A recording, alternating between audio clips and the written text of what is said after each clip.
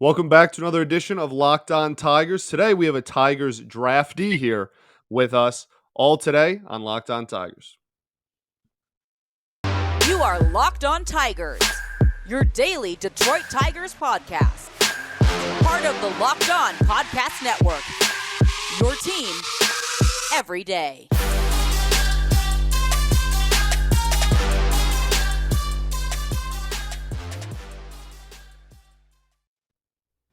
What is going on, everybody? Welcome back to another edition of Locked On Tigers. I'm your host, Scott Bentley, and today we have a special guest. We have another Tigers draftee on. We have 2022 seventh round pick from the University of Tennessee, Seths Stephenson. Steph, how you doing? I'm good. How are you? I'm doing all right, man. So first and foremost, congratulations for getting drafted and being part of an organization. How does it feel? Feels good. Thank you very much. I appreciate it. I'm excited to be here for sure. So I think one of the when looking at draft stories and just how players make their way from whatever high school all the way up through the system, through the collegiate level, and then to the draft. What was it like for you? Because you played for multiple schools and did JUCO for a little bit. So just tell me about your path from high school until Tennessee and getting drafted. Okay, yeah.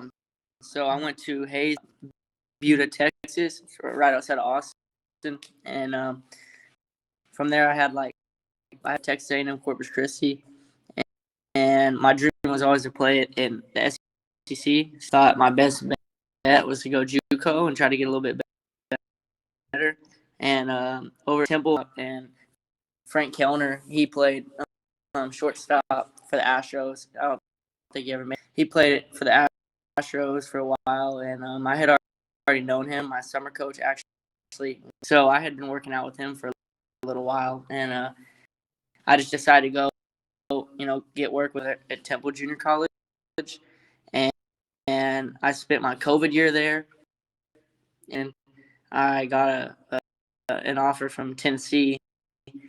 And the moment I talked to him, I wanted to go. So I told him that, I'd call him back. Emily and I called him back in like 5 minutes. I was like, I'm coming. So, but he wanted me to go back for our season got canceled for COVID, So he wanted me to go back for my freshman year, or my freshman call it. So I went and played a full season at Temple. That's where I spent my last year playing, and then now I'm here, so it's pretty cool. With I mean Tennessee this year was an absolute like juggernaut. So what was it like going from a JUCO school to I mean like arguably the most talented roster in college baseball? Yeah, it was crazy because I've never been on a team like that. We're kind of like the top dogs, so I've always been like an underdog. So I've always been on like an underdog team. I don't know. I've just never been on a winning team like that. So it was definitely like the 100%.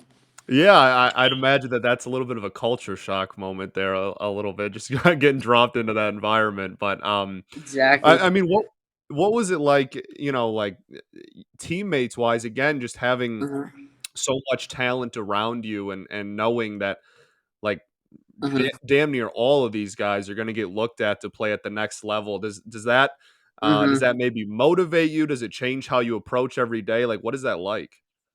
Yeah, it was cool because my junior was a draft prospect last year for Temple, and I was kind of like the only one, so watch me play. But I got to Tennessee, and it was like they weren't even really coming out to watch me play anymore. First rounders, which we had like 3 or 4 that could have gone in the first round. So that was in that environment, and then just seeing how good those guys were and how they approached the game, it was really cool just to them. And for a while, it took me a minute just to, and like once I figured that out, it went pretty well. So with your style of play and like on the field specifically, what do you think you took the biggest strides in, or what do you think you've improved the most in your last year at Tennessee? Yeah, I think that's just always having confidence, to be honest. Is like, if you watch, I mean, our team comes off as cocky and, you know, arrogant or whatever you want to say. But that's just Coach Vitello taught us that, when we're in the box, plate presence is, that's just, walking around with your chest out, or just like, if act as if you are. So, no matter what that is if you weren't confident in the box, and I found myself on the bench real quick. So I just realized that, I needed to have confidence no matter, also winning all those games kind of helped. So that's Yeah, I'd that's my imagine. big know yourself, really, and Sure, just sure. know Yeah, who you are. I'd imagine being on a team that well, it kind of gives you a little bit of confidence just being around those dudes. With looking at your defense, you kind of have hopped around to a few different positions, from Yes, JUCO sir. to Tennessee and stuff. So what Mm-hmm. what has that been like as part of your development? Where are you comfortable? Just talk to us about like the different places you've played in the Yeah. last 3 years. So at Temple, I was a shortstop. I've been a shortstop my whole life.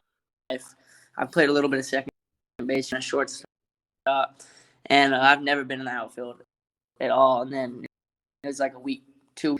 They threw me in left field. I was hitting well, so they threw me in left field. That's where I was playing, so I just had to figure it out real quick. But I had 2 first rounders that have been doing it for their whole lives. So I mean, that was a big help, obviously, and played behind me, or played at times I didn't outfield their whole life. So I had takeaways from them, the guys that didn't play, and the guys that did at any school in the country, I think. So I learned just about everything from everyone. Now that I'm here, they kind of have me in the infield and outfield, but I think that I'll honestly make my money in center field, getting to run around and use my speed, and developed over the last year of just loving to play in the outfield, going and running down stuff.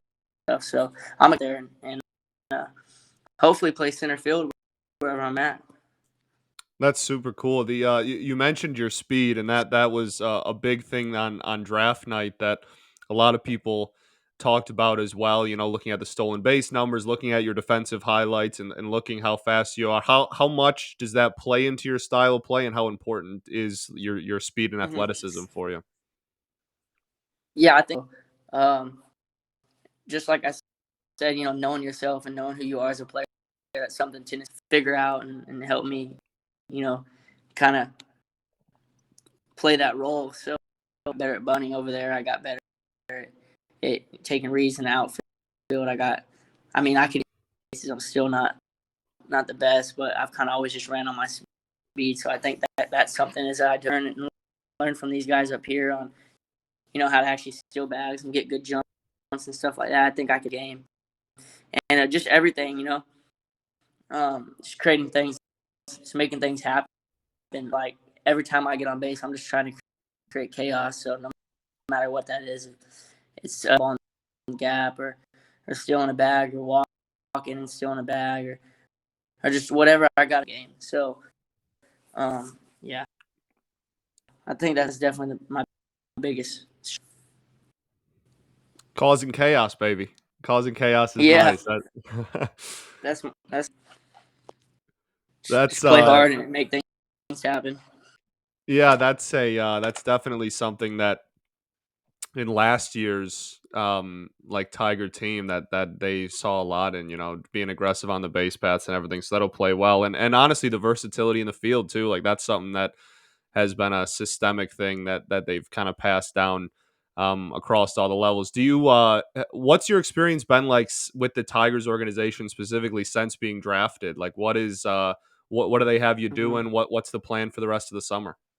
Yeah, so right now they've had all the draft guys just working out. They've had us up early for breakfast, getting us 3 meals a day and more than that. So, there's not much to do over here in Lakeland at the dorm. So, kind of after the heat, all sleep pretty early. So, getting rest and just getting back in the groove of things, and they're kind of. I know the staff is kind of new, so they're introducing what they want, and so far we've just been working out and practicing, but I think we find out tomorrow. I'm not too sure about the rest of the summer plans, but we should all be playing at least some game. Very cool. Very cool. What was the draft process kind of like for you? Like, what was draft day like? Like on the day you Mm-hmm. got drafted, what was just finding out you were going to the Tigers, the phone call, everything. Mm-hmm. Like, what was getting drafted like? So last year at Temple, I actually got a call from the Tigers around earlier. This year, I knew I had a chance to go on the second day. I know I wasn't a friend on the third, so anywhere from like four to seven, I was anything after that, I was ready to go back to Tennessee and try to have a brand.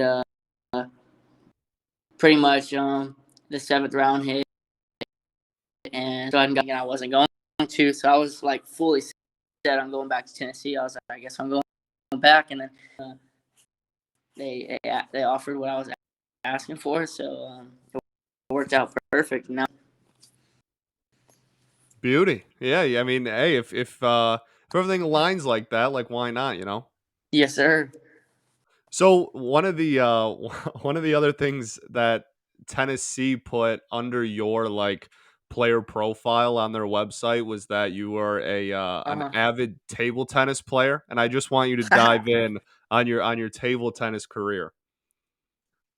Pong table when I was young, and I have a I have a ping pong tables really in my old neighborhood, so we'd be out there till like 2, 3 a.m. just going at it. We got pretty good. So then I went to my junior college, and we had an apartment, and we got a ping pong table in our living room. But like we just play ping pong every day. Like there's really nothing else to do.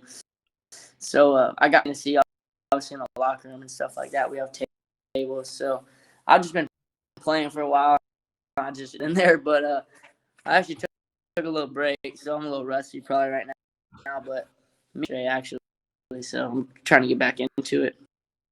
Hopefully they could hook you up down there, maybe for a Right? ping Yeah. pong table Yeah. down No, there, we and were get you playing back on the yesterday out ground. here.